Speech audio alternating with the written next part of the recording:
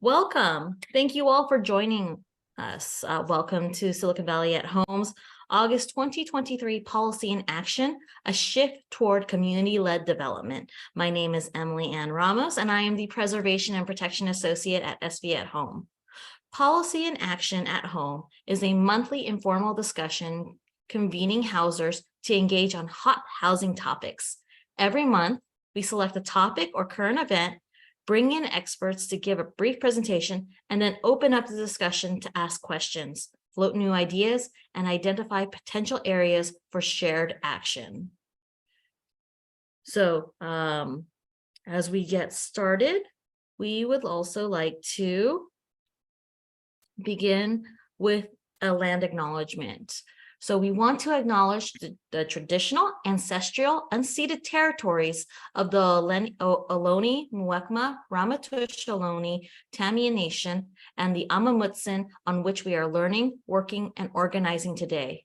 We are committed to honoring and making visible the indigenous people and nations that were intentionally displaced from their land, who remain here in Silicon Valley and are part of our community. Now, I'm going to hand it over to Regina Celestin-Williams, our Executive Director, who will be moderating the discussion today. Thank you, Emily, and welcome everyone. So I just want to go over a few ground rules before we jump into the wonderful discussion we have lined up for you all today. We want to ensure that the conversations and relationships here today remain respectful and productive. So we ask that you be kind and courteous to each other, no rude comments or personal attacks. And we encourage asking questions. We encourage active listening as we can learn and engage with each other. And please keep comments and questions focused on today's topic. Sometimes the chat can get quite lively.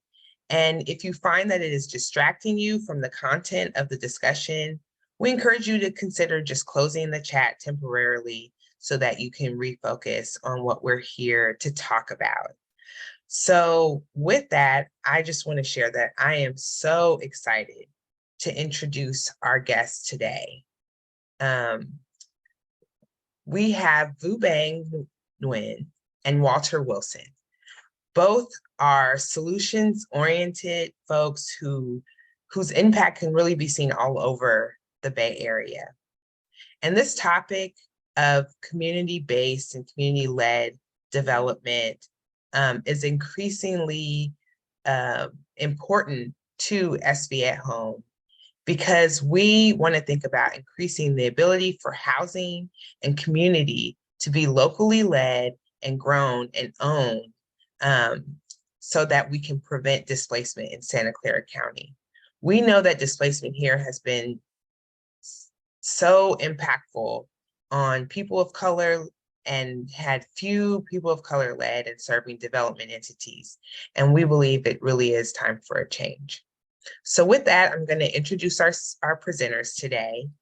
Vu Bang Nguyen, born and raised in Eastside San Jose, is a housing strategist and founder of NHA Strategy. He supports partnerships between public, private, and nonprofit organizations, with a special emphasis on design technology and philanthropy's role in addressing housing affordability. He was previously a program officer for Silicon Valley Community Foundation, leading the housing and transportation grant making strategy, and an associate director of land use and housing at Urban Habitat. Vu Bang has worked for the City of Berkeley's Department of Planning, the Town of Los Gatos Planning Division, and for a real estate development company working on infill residential development projects in Fremont, San Jose, and Los Gatos. Vu Bang holds a master's degree in city and regional planning from the University of California, Berkeley, where he created a community engagement handbook for the San Jose Redevelopment Agency to increase Vietnamese American participation in local government decisions. He also serves on the boards of Sacred Heart Community Services, Asian Pacific Environmental Network, and Urban Habitat. And I also want to introduce Walter Wilson. His resume was far too long to read to you all today. So what I will share with you about Walter is that he is a husband, a father, a grandfather, and a great-grandfather, a lifelong civil rights activist, a professional businessman for over 50 years, working to develop business opportunities for diverse and underrepresented communities.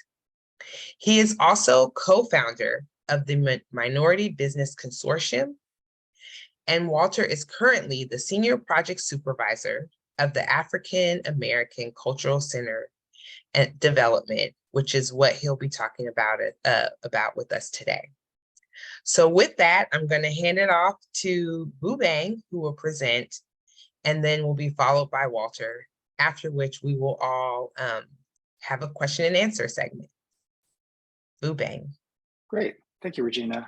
I'm going to start off by saying I'm not an expert on CDCs. I'm just a guy who holed up in a room for 2 weeks, 2 months, I can't recall, during the pandemic, and just did a ton of research on CDCs and how to develop one in the Bay Area. Just using research on instances where community-based development corporations were created throughout the Bay Area, throughout the country, sort of how they're evaluated, how philanthropy, government sort of help form it. And so if you want to do the reading based on this report, it's a pretty lengthy report. I've been told it's way too long to share with people, but if you like reading, there's a few folks who are really interested who have gone through it and found bits of it to be helpful in their own sort of knowledge making. This deck essentially just summarizes it all in some pretty graphics for you to be able to digest it, because it is a very complicated process. And so, yeah, let's go from there. Next slide. Yeah, so just a background on me. That was a lengthy bio, so I didn't know you're going to read the whole thing. But essentially, I work in sort of the cross-section between philanthropy, policy making, and design thinking. I have my firm. It's called Yeah Strategy. I have to thank my colleague Evita Chavez from the San Francisco Foundation. We talked about sort of why there's a lot of organizations with the term Casa on there. Yeah, it means house in Vietnamese. So I just wanted to create an organization that sort of had that same sort of flavor. Next slide. So what are we going to talk about today? We're just going to talk about what a CDC is, really focused in on housing. CDCs do a lot of different things. You're going to see a lot of different lists, a lot of different characteristics. I'm going to talk about different typographies, like there's different types of CDCs when you go from city to city. Talking about community empowerment, why a CDC really helps activate a community. And lastly, the last two is really about what's happening here in San Jose in the South Bay, which is how do we seed and build capacity for an organization or organizations to do any sort of real estate to create affordable housing or to protect folks or preserve affordable housing. And then how can we do that collectively rather than sort of start a whole new organization to do this whole thing? How do we together ourselves do that ourselves? Next slide. So what is the CDC? The first few slides are really just going to focus on what it is, but I did want to show a photo of the Chinatown CDC, which has been around for decades. The quick sort of summary of how I explain what a CDC is different than an affordable housing developer is that you know where a CDC is.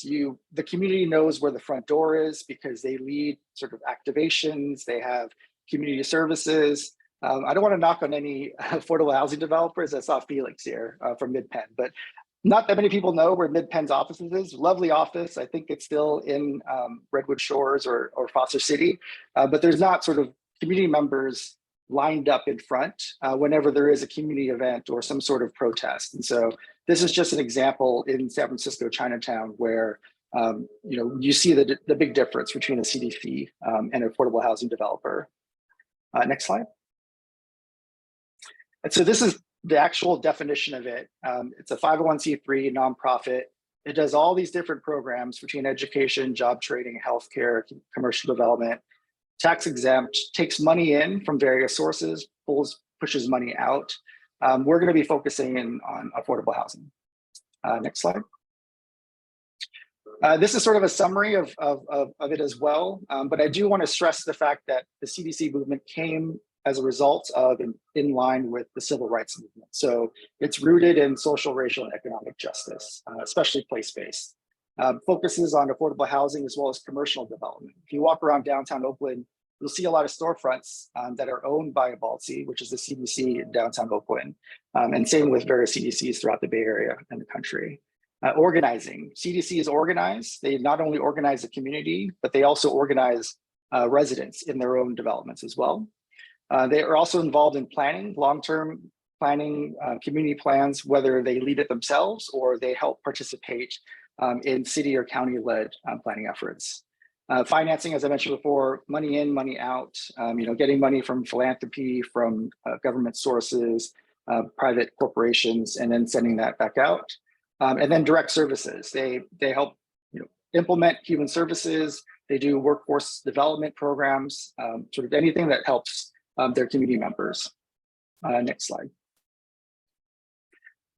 Sort of the history of CDCs can be broken down into 3 generations that really impact how CDCs work today. The first is the first generation CDCs that really started as a result of the civil rights movement, economic empowerment, funded heavily by philanthropy and government. The second generation was really about CDCs coming into their own as developers and then taking very complicated deals and taking them on full steam ahead using all these various sorts of money. The third is sort of the moment that we're in now, which is there's a lot of for-profit developers that take tax credit funding and build affordable housing themselves. They are the majority of users of tax credit funding. And so what is a CDC? That the CDC in that context is much more community-based, much more focused on its residents. Next slide. If you want to see a laundry list of what it means for a CDC here in Santa Clara County, this came from an RFP that came out last year from the county. It's a laundry list of things to do. I'm not saying that a CDC can do all of this, but this is sort of all the types of things that they can do. And so you'll see, increasing access to healthy foods all the way to organizing, small business spaces. There's a wide range of activities that they can do. I'm going to focus on housing again. Next slide. So just generally 1 out of 3 CDCs nationally work on commercial and business development, but 9 out of 10 work on some form of affordable housing. So that's a lot. Next slide. And so why housing? Why do CDCs focus on housing? Really is about being place-based, starting small, focusing on, you saw that long laundry list of items, focusing on housing lets them start on something that's very specific and can impact the community directly. You know that you're helping the community directly because the house is located in the community. If you start with workforce development or economic development, a lot of the members or clients that you work with may come from outside the community. But if you choose a neighborhood, a block, just one development, 1 4-unit development, that's helping the neighborhood as well. And you could also prove your success. I stopped 4 households from being displaced from this particular unit. I built a 100-unit development in this building. I provided X number of renter assistance to this number of households. And then the last is around responsiveness. The ability to provide social services directly connected to the community that you're working with improves the community as a whole. Next slide. And so housing, again, it's a triple bottom line if you're investing in housing in the community. Building affordable housing supports local community members. The ongoing rent that they pay goes back into the CDC and helps them implement programs and services that they provide. In some cases, just downstairs in that same development. And the last is the developer fees that they get for building stays within that particular community or neighborhood. It's not going to an outside developer that might be located in a totally different city. Next slide. This slide is really just to convey how complicated everything is. Please don't read it or pretend to even understand it. I don't understand it at all. You just need to know that at the bottom is all the things that a CDC does and all the money that it pulls from. So this slide is just to convey that money is coming in from state, federal government, local government, tax credits. There's the word syndication, which I totally don't understand. But just so you know, this is how complicated it is, and the CDC is the one who sort of coordinates everything. Next slide. So I'm going to talk about different typologies. And so this really takes all the activities that you saw earlier and really sort of conveys it in a form of a different type of CDC. So you could sort of generally, when you generally look at a different CDC, they may or may not fit into each of these buckets, and they may fit multiple buckets.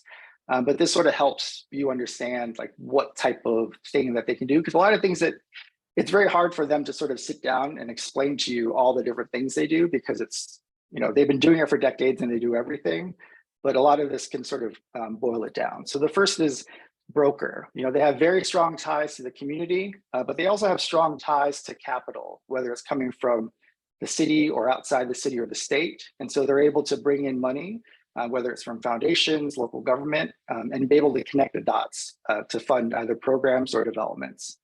The second is quasi-government. If you can imagine, you're living in a city and you're working at the city, and there's a new funding opportunity and it needs to go to some sort of program that needs to be implemented really quickly. Rental assistance program that needs to pop up in 3 months. Who do you call? The nonprofit that you call might be a CDC in a lot of cases. And so they're the ones that can immediately stand up a rental assistance program and have a base of clients that can utilize that funding. The third is project-based, working in a community, working in a geography to build in partnership with other organizations to actually build either commercial development, affordable housing, what have you. And the last is quarterbacking, which is similar to brokering, but it's really more about sort of being the person in charge to connect the dots between all the stakeholders. This is more, CDCs are mostly place-based, but this is a little bit more people-based as well. Next slide. And so another typology is really focused on programmatic or community engagement. And so a CDC can run a lot of different programs, whether it's developing housing, implementing different programs, and or can work on community engagement. So focusing directly on community members to get the programs that they have. In terms of housing, next slide. What this means is, next slide. What it means is it's sort of a circle that sort of helps housing, affordable housing overall. So if you can imagine a CDC builds or preserves affordable housing, they deliver services to, they also deliver services to the residents of that housing, and they also property manage the renters that are there. As a result, they have very close relationships with a lot of the renters, in which case it leads to engagement. So they end up engaging either in community plans, local community plans, or by activating a lot of their members, which is also community organizing, right? So they're organizing their community, they're organizing their tenants, and by doing so, they can also help advocate for more affordable housing. So if they have one development with tenants, and then they decide to build another development somewhere else, they can easily activate those tenants and organizers to be able to advocate for more housing. Next slide. This is around empowerment. So how does a CDC build community empowerment? So the first is around community benefits. And so for a fact that anything a CDC, and this is just a gross statement, but for a fact the CDC is likely going to do things that will benefit their community first. The difference between them and a for-profit developer that might come from out of town is, first and foremost, is helping that particular community. And where the rubber meets the road is whether or not that property that they end up building is going to be risky. Like, they are willing to take the risk in order to gain a community benefit versus somebody who might be in it for the profits. And yes, there are profits to some degree from building affordable housing. The other is community interest. And so they're able to raise funding from government and philanthropy because government and philanthropy knows that they represent the community. And in turn, if they apply or submit for entitlements for development, the entity that they are submitting to also knows that they represent the community and might be more willing to do so, especially if they can bring a lot of folks out to City Hall when something is about to get approved. Next slide. So what does it mean here in the South Bay? And so this is just, this probably applies to any nonprofit that's just starting out, but in order for us to sort of build capacity for a CDC in the South Bay or San Jose, it really revolves around these 5 pieces, which is resources, getting enough grants, contracts, loans in order to start something like this, creating some organizational development, finding a really great leader to be able to do this, finding out what programs you want to implement in addition to affordable housing. Do you want to work on other sort of programs?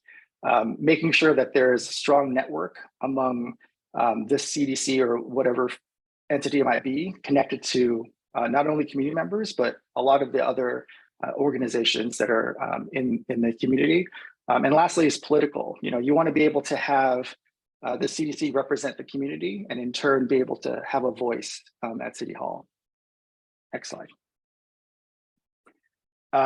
So some more capacity needs, right? So, the CDC needs to take steps towards strategic planning, needs year-long operating support, needs to figure out capital funding, like how do you actually fund projects, brick and mortar things, how do you build relationships among businesses and government, and then how do you, from sort of zero, get a network that connects the CDC to the community and all the stakeholders involved. In San Jose, we don't currently have a CDC. I think there's one technically just by name, but not traditionally what we consider a CDC. In the other cities in the Bay Area, they've been around for decades. And so how do you build that starting now? It's going to take a while, but we have to start somewhere. Next slide. And so this is a map I made about how to do that. So if anybody would like to be involved, and you see yourselves in these steps, please let us know. But first and foremost, it's around sort of finding out how to fund all of this, finding out which organizations want to participate, which ones want to be able to participate a little deeper in getting their real estate chops up to speed, convening a lot of different stakeholders in order to figure out who wants to partner with a mission-aligned developer who can teach us and work with us to be able to handle the real estate arm of things. And then continue training and technical assistance in order to build out our capacity. And then developing clear roles between each of the organizations and individuals in order to do this. And then the goal is to not necessarily start a new organization, but to sort of collectively work together to be able to do this work. And you'll see I put a few sort of map points here and there showing that this can all be done as part of a pre-development process. Like who's to say we can't do all this while one organization that might own a piece of land, their parking lot in their, on their property. Another organization has organizing capacity and membership in that community. And another organization wants to do the development work. That all can be done with a project in mind. Next slide. I think that's it. Yep. And that's it. I'm going to pass it over to Walter for the next part.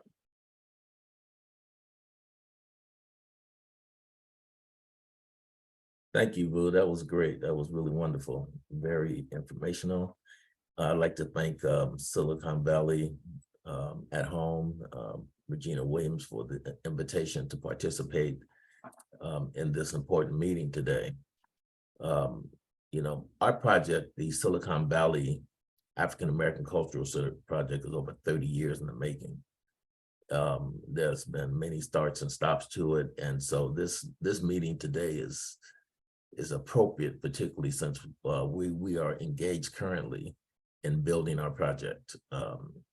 With Measure A funds, the County of Santa Clara, can you go to the next slide, please? County of Santa Clara, working with the African-American community, purchased the land at 2001 the Alameda, which is currently known as Momentum for Health, for our project. And effectively, the African-American Cultural Center is a 501c3, which was developed by the African-American Community Service Agency for the express purpose of building this project, which was, as I said, has been over close to 30 years in the making. It's a separate 501c from the African-American Community Service Agency. although we still have very close ties, and our goal is to build out this project with all the African-American community in Santa Clara County sort of engaged in this process, because we had individuals who are looking to build a museum, other individuals who are looking to build a performing arts theater, and so on. And all that's going to be incorporated into this from a non-residential part into this development. Next page, please. This is what we call the beacon. This is this location is located on the Alameda right next to 880. And you know, the interesting thing about this is that our goal is to not just build this and develop this project, but to build and develop many projects.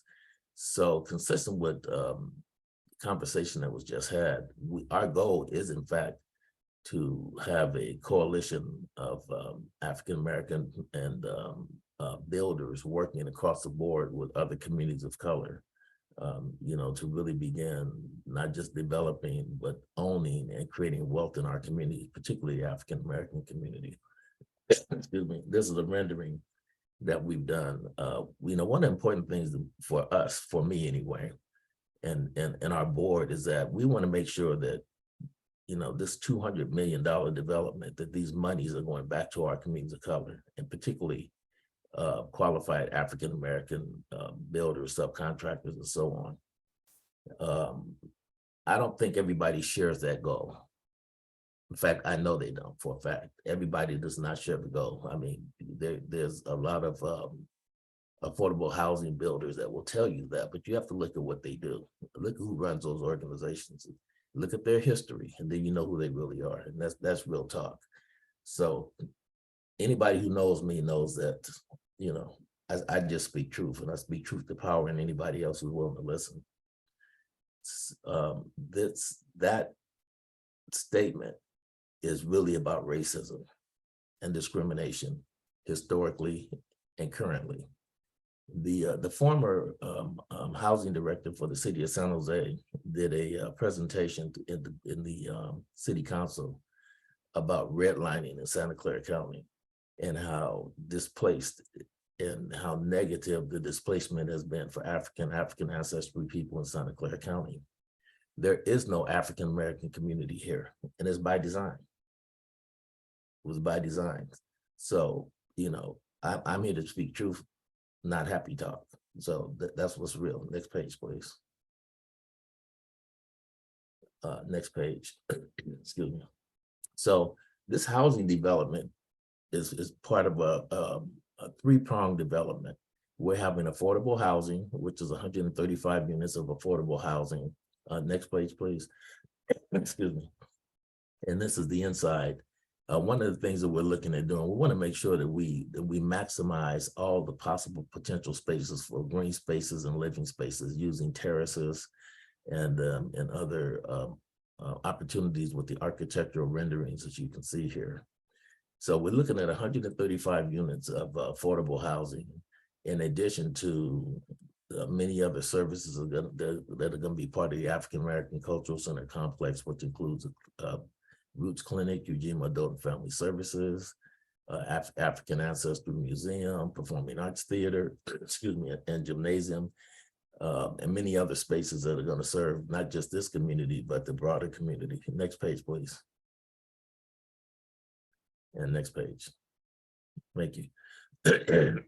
So you can see here, this thing begins to break down. But what I want to point out to you is this, is that in this area, dark blue area, excuse me, I'm sorry, these are housing units that are going to be for sale. There'll be 12 to 15 of those units for sale, because part of our goal is to begin to develop wealth and use this as an opportunity to develop wealth in our community.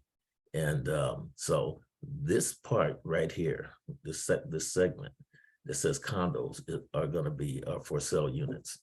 And then if you can look, and there'll also be retail and commercial spaces here. And everything that's yellow that you see on here will be part of the African American Community Service Agency complex. So everything that's not housing will be owned and operated by the African American Community Service Agency. The pink section right there is Roots Clinic, Ujima Adult and Family Services. that too, though, excuse me, I'm sorry, that too, though separate from the housing, from a facility standpoint anyway, will be controlled and operated, will be controlled and owned by the African American Community Service Agency. Next page, please. Next page, please. Thank you. And so you'll see as we go through this presentation, you get a chance to see how this development, how it builds. And excuse me, each level has something, either a continuation from the previous level or it shows depth in the previous level. Like, for example, there's a multi-purpose room, performing arts theater, and then Roots Clinic will have services on the second floor. The light blue are services for the housing. And next page, please. And so as we build, you'll see AACSA, African American Community Service Agency offices, and then you start to see the affordable housing units being built, or being built right next to it in the light blue, and yet a third level for the Roots Clinic. Next page, please. On the fourth floor, and now you'll see the child care and other services for the African American Community Service Agency, including a tech center and library on this very next floor, and then you'll see more housing. And you'll start to see the terraces, green space terraces start to take place. The other thing is this project is going to be 100%, it'll be 100% platinum, excuse me. Next page, please. And so as we build, we just went all the way to the 8th floor because we're talking about going eight stories high. Initially, when we did this, we were close to 10 or 11 stories on the freeway side, which is actually, I don't know if you can see my cursor, but on the right side of this is where 880 is. And because we wanted to only be 85 feet maximum, we took it down and we put the housing on the front side, which is where the Alameda is. So those 3 levels on top of the front side where the Alameda is used to be on the right side. Part of that too, one of the things that I think that was important for us is we wanted to make sure we didn't overwhelm or dwarf the neighborhood, if you will. We lost probably 50 to 60 housing units because we built further closer to the front of the site than the back side. Because on the back side, there's housing back here. We wanted to make sure we kept a commitment to not block the block the sun from the neighborhood. And next page. And so that was just a brief look at this development that we're doing. Our goal is to have this to begin building actually within 24 months from now and to be fully funded at that time.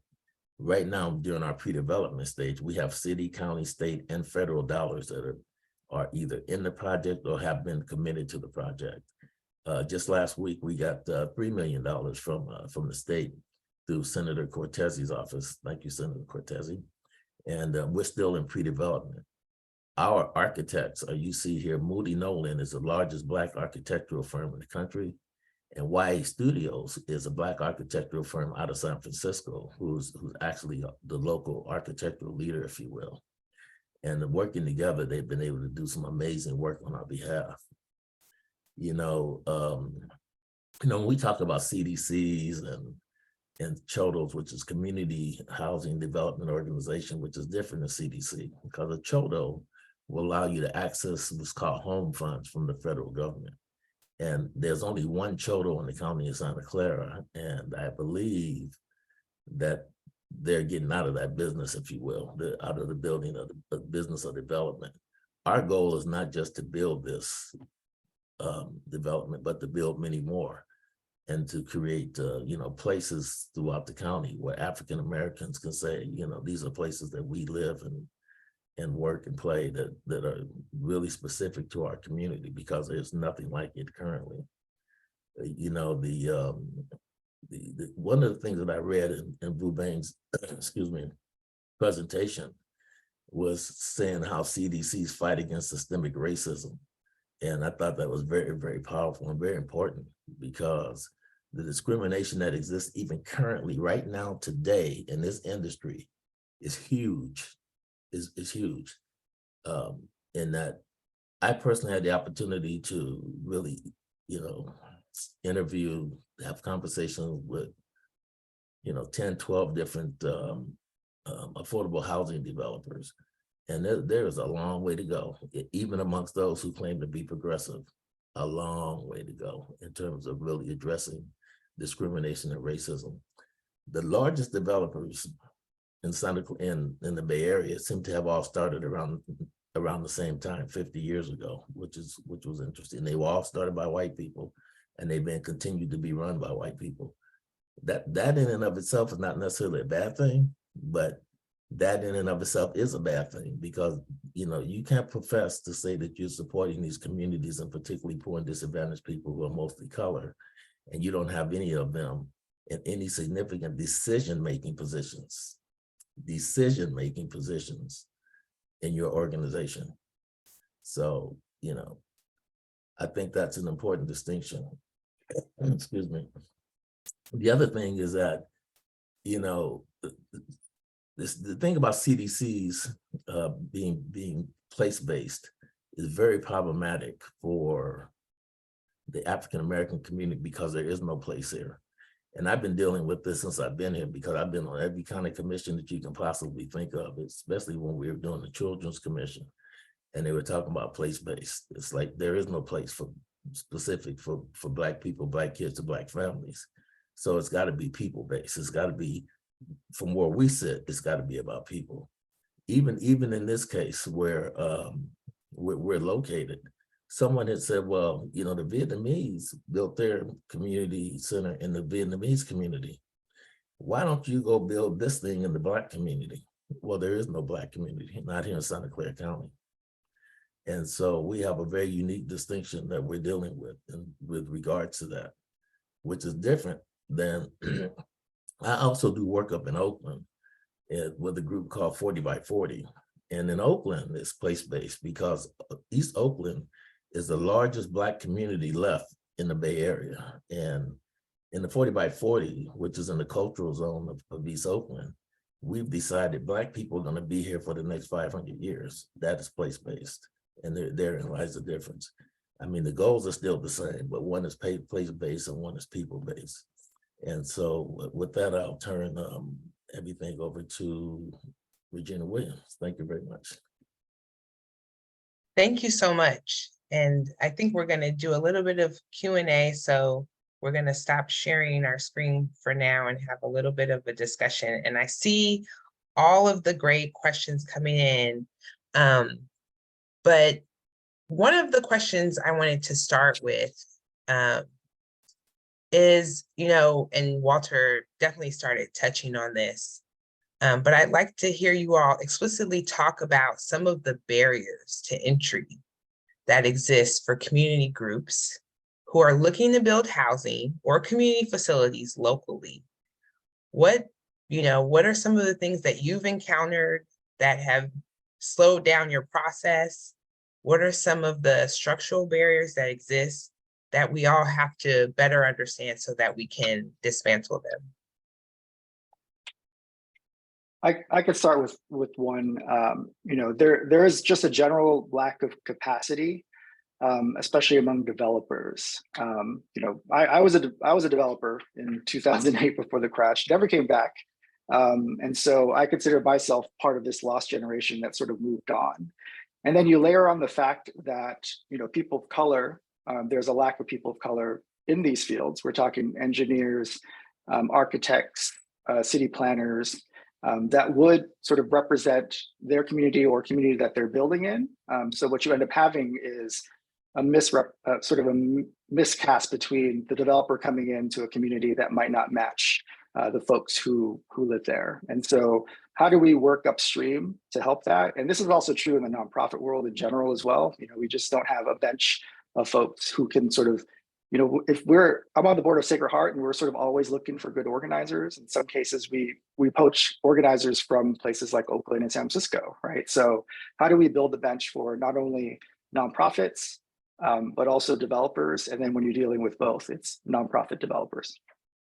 So, excuse me, I agree with that, but I come from a little bit different place, I think, in that what I do for a living, my business is Minority Business Consortium, and what we focus on is building capacity, opening up doors for minority and women businesses in places where we should be able to, in government contracts in the billions of dollars, that our taxpayer monies are going to a handful of people, mostly white-owned businesses, and those monies should be coming back to our communities. Conversely, the same thing's happening in housing.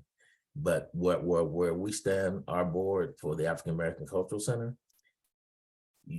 what you said is true. There may be I won't say a shortage, but I believe that people exist in all of these different areas. They're just all over the country. Like, for example, I just said Moody Nolan's the largest Black architectural firm in the country. Well, their headquarters out of Ohio, but I found them and we bought them here, and they're playing an important part. But more than that, you know, the people who we've talked to and interviewed, some of them are on this Zoom right now. We made it very clear. It's important to us that that in order to work with this project, we want to make sure that you've had a history of leaning in towards creating more diversity in this environment by actions. Show us what you've done to work with minority and women businesses, professionals, to bring them up and bring them into this process, whether it be subcontractors or employees, preferably subcontractors. I mean, we have people say, oh, well, we can do this or we can do that, but listen, what have you done? Show us your track record about what you've done to this day in 2023. How have you been leaning in to bring minority and women into this in a very real way? Don't tell me you've given them 5% of a contract. Tell me you've given them 35, 40% of a contract. Let's get real. And Well, go ahead. I just wanted to add, I agree with you, Walter. I do want to add that, you know, you could teach housing development and architecture to somebody from the community, but you can't teach community to an architect. Like I would not feel comfortable going into the Vietnamese community in Houston and sort of telling them like this is what they need in terms of like affordable housing. And so, you know, I think what I'm referring to, and I think, you know, you're definitely hitting the point, is, you know, how do we get folks from the community to go through this whole training and sort of trajectory so that they can build for themselves in this environment? I agree, but you know, they both have to happen at the same time, I think, concurrently. And some of the barriers, I think, can be just the unknown, the recognition that you may be switching from a very focused mission on serving community or organizing or direct service to people in the area, and not understanding the legal ramifications, the kind of complexities that can feel overwhelming when you're thinking about doing this transition. And so one of the questions we got was, you know, can any existing 501c3 become a CDC? And it kind of refers to the steps you had on your map, food bank. So I don't know if you wanted to answer that question. Yeah, I mean, I don't want to get sued by a tax lawyer to answer that question. That's probably like a deeper question about the 501c3 section of the IRS, but I can say that, you know, the advocacy piece of that is 501c3 nonprofit organizations can do advocacy and to some degree lobbying. It just takes, you know, you got to cover your books and you got to figure out how to do it correctly. But you know, there definitely is a way to do that, but I don't know what the sort of legal ramifications. That's something that we would obviously tackle close down the line of transitioning a 501c3 directly to a CDC. They're both sort of 501c3s though, but that might be a 201 class rather than the intro class that we're at right now. The other thing about that is 501c3s have to be careful about lobbying, because you could easily lose your 501c status. They try to make sure that you don't engage in politics. 501c4, on the other hand, is a different thing completely. And so be careful. Yeah. And speaking of risk, one of the things that, you know, when you're in development, real estate development in particular, especially in the South Bay Area, where costs are high, dollar amounts are large. Walter, you referred to a $200 million project. It feels like there's a lot of risk involved with entering this space.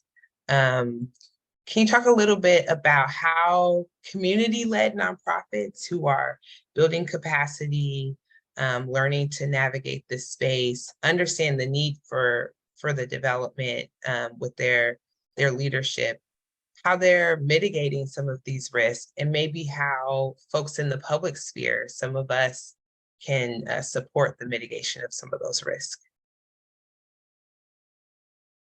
Will, you want that?